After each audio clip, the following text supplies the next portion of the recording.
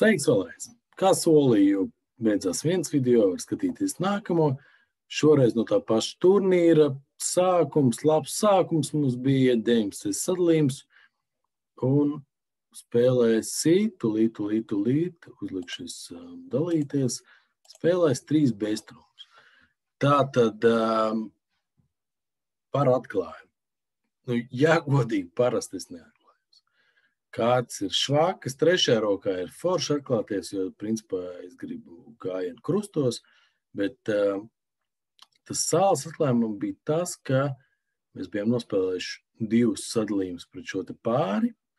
Mums abos gadījumos bija labs rezultāts, viens pie tam bija kontrāts games, tur tāds maigi sakot, mēs bijām uztiepuši game, kārtas bija labi sadalījušās mums un nevarēja iegāst, kas ļoti labs rezultāts. Un tā kā gribējās viņus paturpināt, paspiesti tā teikt, tāpēc es saklāju vienu krustu, ko principā nerekomendēju ne sev, ne citiem.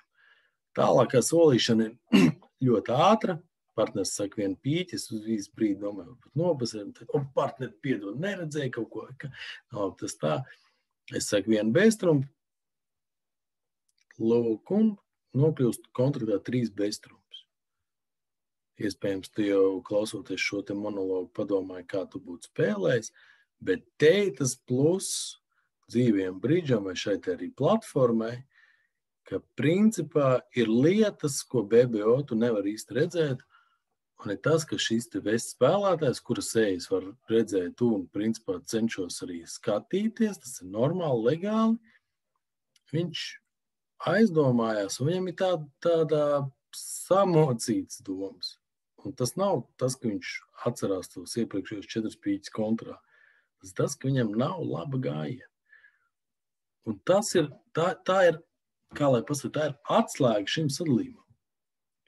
Tātad, mēs spēlējam 3 beztrumpus, lielākā daļa zāles spēlēs 4 pīķi. Principā man patīk Jūlijas solījums 3 beztrumpus. Mēs spēlējam pāri turnīru, viņam ir labs masts, viņam ir labi punkti citur, pie tam ir labāk, ka es spēlēju tīri no šīs te, teiksim, dakšu viedokļi, tā var teikt. Kurš gājiens drīzāk būs labāks, ja viņš būs galdā, nevis otrādi. Lūk, un pāri turnīrā 4 pīķi, 10 stiķi ir 0 pret 3 beztrumpiem 10 stiķiem. Restīvi, mans mērķis ir paņemt 10 stiķi šobrīd.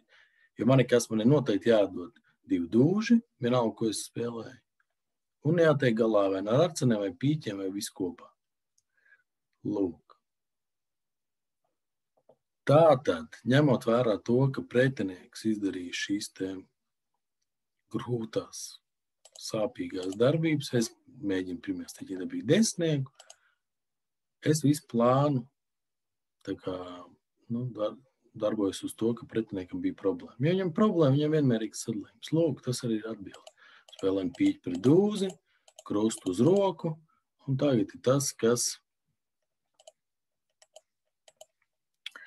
varbūt nav uzreiz tik viegli sagramojams, bet uzliekam pauzi, padomājam, atceramies pa problēmām, atceramies pa vienmērīgo sadalījumu, un tad principā tās sajūtas jāņem vērā, lūk, man viņas nepievīla.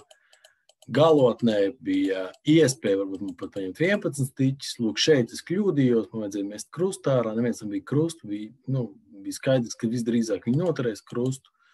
Un te es kļūdījos un beigās paņēmu tikai tā teikt 10 stiķis, kas mums deva ļoti labu rezultātu. Tas nebija 100% rezultāts, kā tātad tajā aizsardzības sadalījumā, bet ļoti labs rezultāts, un ar to šodienai arī pietiks. Paldies! Un tā.